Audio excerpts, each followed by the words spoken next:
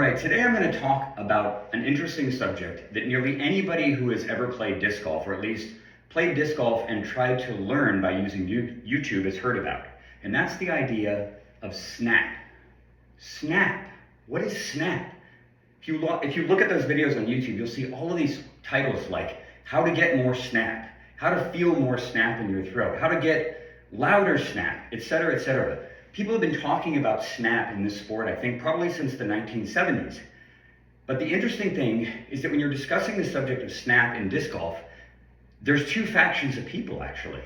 There's probably 99.999% of the disc golf population at this point that is doing the first version of snap. And that version of snap is essentially indistinguishable from this. They're making a snapping sound when the disc ejects from their hand. Imagine the guy who sits there, gets ready on the tee pad. He holds his disc back. I'll pick one up, for example. All right, this actually, look, it's a tech disc. I'll do a video about a tech disc soon. This was lent to me by a wonderful gentleman in New York City, and I will talk more about his company in an upcoming video. But for the time being, I'm just going to use this as a demonstration. That guy's standing on the tee pad, and he's got his disc in his hand, and he's gripping it tight as hell. He's been told to use the power grip. Grip 4 fingers tightly on the rim. Grip the disc tight as hell so that you can hold on to it really long and put a lot of force into it, and so on. So when that guy barrels down the tee pad, and he lands and he plants with his foot open this way, and he spins around with his arm actually whipping behind his body and going fast over here, but the disc is long away because it came out here, he hears that sound amplified. That, but just way louder because it's going a lot faster. It's indistinguishable from just snapping your fingers. And it has absolutely nothing to do with making the disc go faster or throwing it harder at all. In fact, it's often subtractive, because when you're gripping the disc super tight and you're killing it with your arm, your whole sequence gets broken and you've got your arm ahead of the legs, and the legs never have time to generate power. So a lot of people that are gripping the disc tightly and seeking this idea of snap are actually behaving in a very counterproductive way. And the problem too is that you get positive feedback from your friends. I've had this happen myself countless times. I've been playing disc golf since 1998. And because I gripped the disc so tightly, I made lots of snapping sounds. When I threw it, it would snap like crazy. It would sound like snapping a towel. It was really audible because I gripped it so tightly in this rictus, thinking that that would help. And people complimented me on my snap all the time, and I never threw faster as a result of it, because why would snapping your fingers around the rim of a disc matter at all biomechanically? So getting back to the other faction, the 0.0001%, maybe it's not that tiny, but it's a small percentage.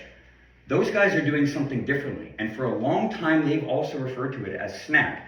So when you see guys that know how to really bomb, the guys who throw 500 plus, and they talk about snap, they're talking about the other version of it. They're talking about the biomechanical version, which actually isn't even a sound. It's not onomatopoeic, it's actually a feeling. It's a feeling that you get, this bizarre feeling of elasticity through your body when you brace properly and you use the biomechanical levers of the body and the sequence of a cascading energy wave coming up your body to add a huge amount of inertial mass, essentially weight, to your throwing arm and also to the disc as the disc accelerates and flies in front of your body. All of that mass in your arm, in your throwing arm and in the disc, gets amplified as the disc accelerates, and your body pushes even more kinetic energy into it. And all of the tendons and ligaments and muscles and even the bones and the blood that form your arm compact and compress under the energy and extra weight of that acceleration. It all squishes together at the end of your arm, and as the disc releases and it releases all that kinetic energy, everything bursts apart like a rubber band snapping open. That is real snap, as it's called in disc golf, and it's a feeling, it's not a sound, although it does have a sound. And at the end of this video, right now essentially, I'm going to propose that we change the terminology.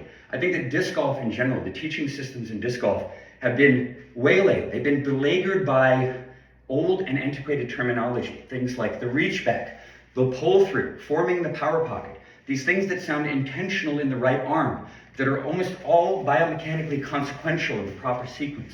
And yet their terminology is repeated over and over and over again. It confuses everybody, and snap is no different. If you're just gripping the disc tightly and seeking that kind of snap, you'll never feel the unloading of biomechanical energy into the object. So my proposal, and certainly people in the comments, I'd love to hear your opinion about this, but I wanted to borrow from my past history as a competitive Street Fighter II player way back in like 1989, 1990, 1991, when I was in my teens and living in Northern California. And I had a good friend of mine, and he and I were very high-level competitive Street Fighter players on the Northern California scene, which is still famous to this day if you actually care about this small little ecosystem of gaming. But my friend, his name is John. John and I came up with this term for a strategy that you could do in Street Fighter, where you would extend, this is going to get very technical, I'm sorry, you can fast forward to the end if you don't care about Street Fighter. You could extend a kick into the opponent as their character was coming up off the ground. And you knew in your mind how many frames it took for that kick to both come out and retract before you could do another action. But the amount of time that that kick would overlap with their characters, their character came off the ground, could be different depending on how early you extended the kick. So you imagine it takes 8 frames to do a low forward kick with Ryu, and it takes 6 frames to come out of blocking that forward kick. But if you start Ryu's forward kick early and you clip the opponent with the last frame of the forward kick, or maybe the last 2 frames of it, you have 4 frames to act while the opponent is stuck in block stun, and you have the initiative.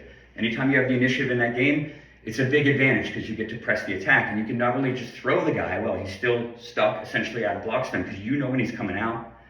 And the other thing you can do is if the guy is foolish enough to try to do something, you can hit him with the forward kick and then you can combo into like a ducking strong and a fireball and dizzy him and just win the match on the spot.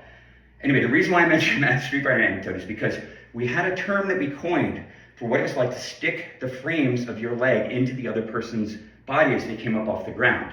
That term is still used to this day in the whole competitive Street Fighter scene. If you watch Street Fighter 6 on Twitch TV or on YouTube, and you watch high-level competitions, the commentators will talk about it all the time. Getting meaty on the opponent with this low kick. So I propose, if you think about what snap is, it's a feeling, right? But if it has a sound, it's a meaty sound. It's like a wet thud. It sounds like that, the sound of all that elasticity unloading and going into the disc. So I propose we call it getting meaty on the disc. I know some people will absolutely hate that. I would love to hear your comments after you finish watching the video. Thank you so much for watching, and I'll have more to come very soon about the tech disc. Thanks, take care.